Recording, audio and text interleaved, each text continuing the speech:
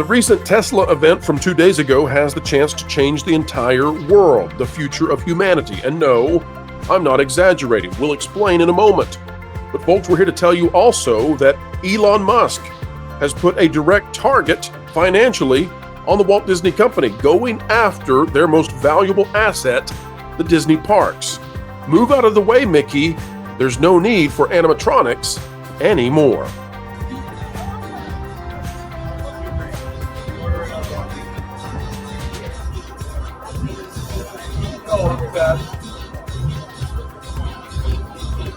How am I doing so far? Killing it.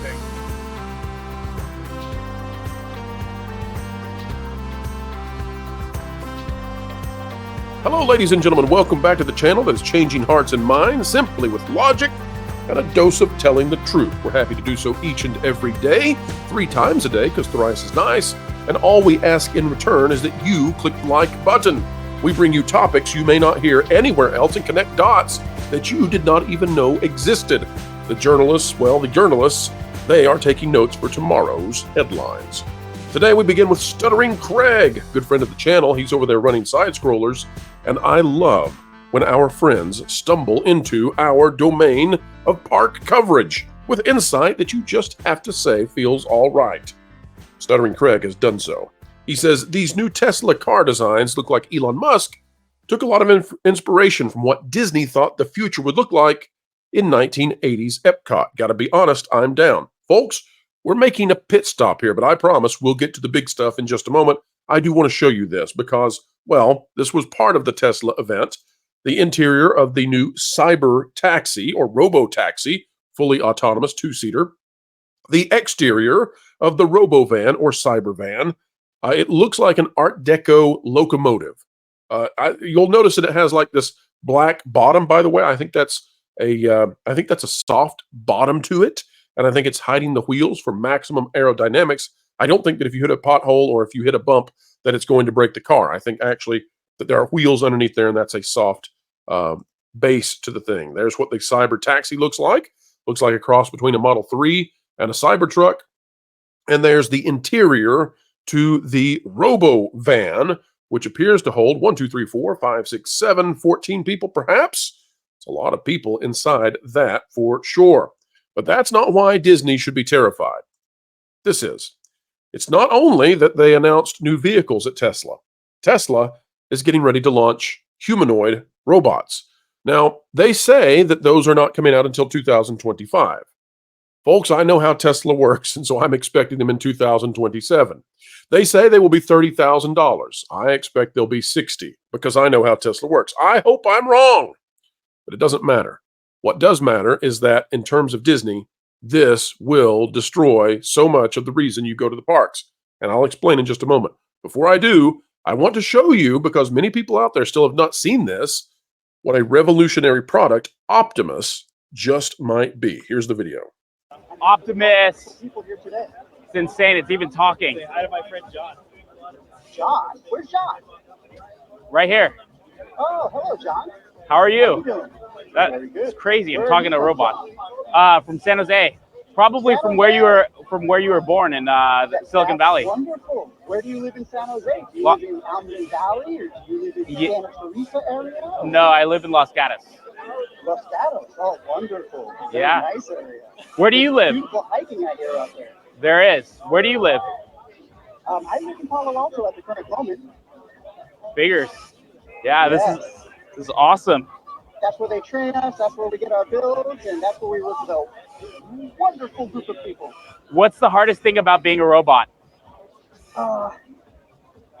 Trying to learn how to be as human as you guys are. And that's something I try harder to do every day, and I hope that you will help us become that way. Well, awesome. Nice to meet you, Optimus. Now, folks, some people say that there are puppeteers behind the scenes manipulating these things, and I'm here to tell you it doesn't matter. And I mean it. The reason it doesn't matter is because we have seen AI chatbots do what this just did. You can do it with ChatGPT right now. So the idea that it can't do what we already can do, no, it can do this. Even if it can't do this, it'll do it in a year. Doesn't matter. It's standing upright. It walks around. It spins around. It's using its hand motions. And oh, by the way, it can also serve you a drink. What are we talking about? We're talking about this. I'll explain why this will absolutely wipe out Disney in just a moment. But this is from Chris Bakke. Optimus just poured a drink and didn't ask for a 25% tip on an iPad. Put $10 million more into Tesla stock. I don't know. I haven't been paying attention actually to what happened to Tesla stock, even though, full disclosure, I do own Tesla stock. Not advocating for Tesla, but I don't know what happened with the stock after this. I haven't had a chance yet to check. But here's Optimus pouring a drink. As you watch it this time, here's what I want you to think about, and then we'll discuss it on the other side. Disney's animatronics. How does this compare to Disney's animatronics? And, oh, by the way, aren't the animatronics at least some percentage of why people go to the parks in the first place? Aren't they some sort of significant thing inside the rides? What happens when there are a bunch of Optimuses all over the world and it's not so uncommon anymore? Let's watch.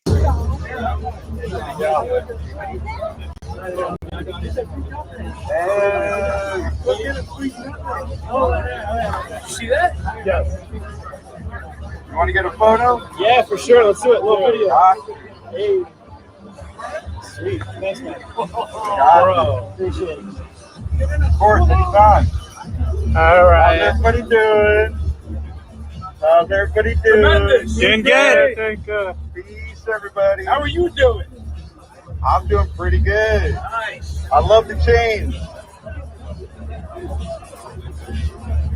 How's everybody doing? Doing good. All right. Then step right up. Can I have a watermelon fogarita? A watermelon? Yeah. Or skin? Hey, what's up?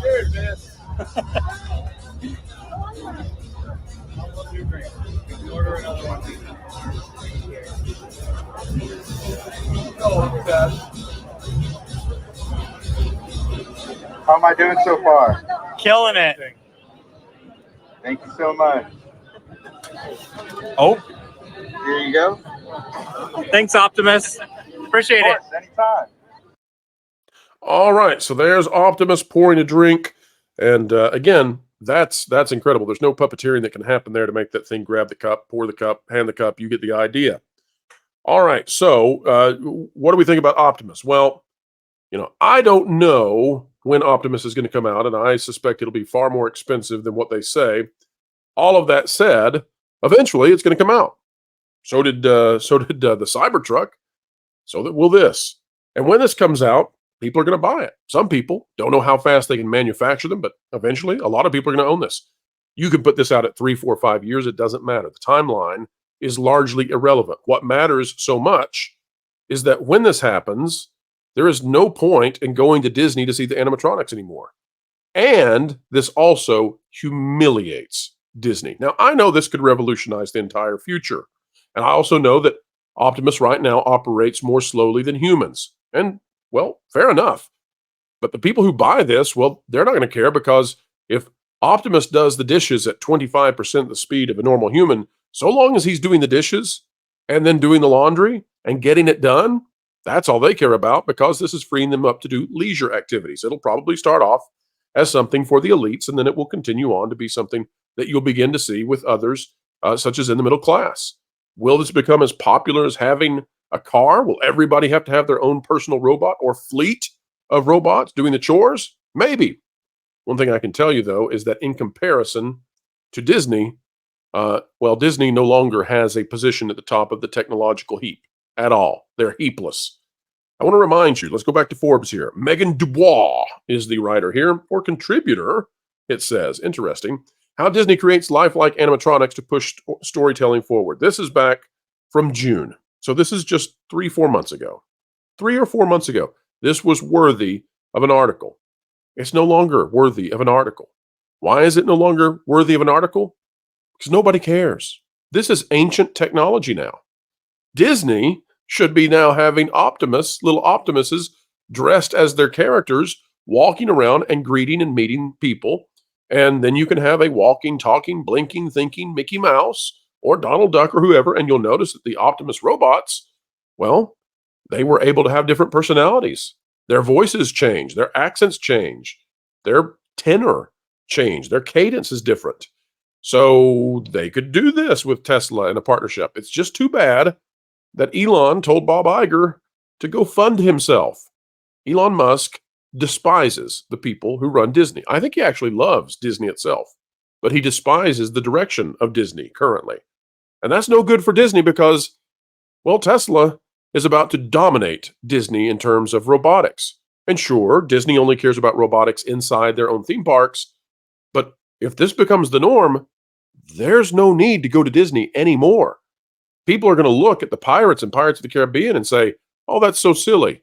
I went to a haunted house in my hometown where someone had bought these Tesla bots and they were dressed as pirates and it was really convincing. But they could walk around and scare me and talk to me. Ooh, Disney, what you going to do? Let's read some of this article just so you can compare now how silly this is. Forbes says, audio animatronic figures have been part of the Disney parks for decades. The first figures debuted at Disneyland Park in 1963 with the Enchanted Tiki Room. Since those first rudimentary audio animatronics debuted, now these sound rudimentary, Disney has continued to push the limit on the technology to create even more lifelike figures for its theme parks around the world. The newest attraction to use the next gen of audio animatronics is Tiana's Bayou Adventure, which occupies the shell of the now shuttered Splash Mountain. The new princess-themed attraction officially opens June 28th at Magic Kingdom Park at Walt Disney World and later this year at Disneyland Park, along with the new storyline that features guests getting shrunk to the size of frogs to help Tiana and Louis, the alligator, find a band for an upcoming party. The attraction features 48 new audio animatronic figures. Oh, give me a break. Remember, this is what they were talking about before it opened. 48. You go find them, folks. You go find those 48. You know what's included? Two swaying stalks of okra. Those count. Well, that's not going to count anymore because guess what? These animatronics don't work. The animatronics are often broken, often stuck, often in B mode, often in a T pose or an A pose. They don't work. All of the marketing in the world and these stationary figures can't run a loop. And meanwhile, folks, guess what? There's Optimus pouring drinks for everybody. That's the situation Disney is about to find itself in. The magic has moved on. The magic is moving to real life with Elon Musk and Tesla. I don't know how Optimus will perform, but the vision of Epcot is being taken up by Elon. It's no longer at Disney. And if you have watched what's happened to Epcot, you know that Epcot forgot what the future could be. It was too focused on dystopian, destructive futures of climate change and postmodern neo-Marxism. They can't take any hope or optimism anymore. The days of Bradbury have left the House of Mouse. But Elon, he still believes in it. And that's why the future is bright. That's why the cyber taxi looks and feels like something Walt would have invented, a people mover for all the urban centers that Walt envisioned making into green, meaningful spaces. Elon's doing that. And Bob Iger is the antithesis of Walt. He's let the edge get away. Walt wanted to do what Elon is doing. It's too bad that his life was cut short, unable to fully realize the vision of Epcot, the experimental city or prototype city of tomorrow. Elon apparently is making the experimental prototype world of tomorrow, and it features robots. Folks, that's the video for today. Disney World, Disneyland will have to contend now with a world where robots are far more advanced than anything they have. Will they partner with Tesla? Will they try to get something going with Boston Dynamics? Or will they do something out of the box themselves? Sort of doubt it on the latter. They simply are far, far, far too behind to ever catch up with anything like this. Don't know about the timeline. We'll see. Folks, let us know in the comments below. Do you want an Optimus? And do you see why it was named Optimus? Perhaps a reference to one of our favorite voice actors over at the Transformers? We hope so. It'd be a great nod. He's deserving of the name. Folks, like, share, subscribe, click it, stick it to the algorithms. It is the notification bell. And until we get the opportunity and the, shall we say, gift of spending time with you and hopefully adding value to your day, we bid you adieu in the same way as we so often try.